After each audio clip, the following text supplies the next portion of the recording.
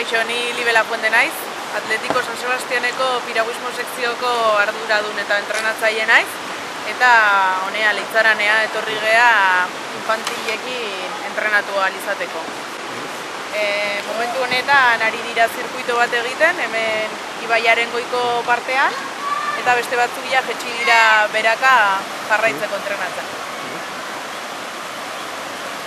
Zek urbizitan da itxesate, Nola? Urbizitan da disiplina horretan. Urbizitakoa gea, eslalomekoa gea, eta ikusten duzuten bezala, hemen dauden urbizi hauek aprobetxatzen nahi gea, ate batzuk jarri ditu entrenatu ahal izateko.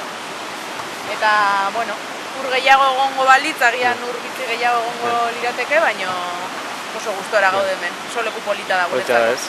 Zuntzako, Leitzaran etorri berri izate, Leitzaran etzen duten ezagutzen lehen, Ez genuen ezagutzen. Taldeko beste lagun batzuk, ibai honen beste parte batzuk gina daude, baina justo parte hau ez genuen ezagutzen.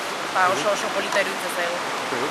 Atortzezate, hastian, 2 edo 3 txandatan. Bai, aste burutan etortze gea gehien bat.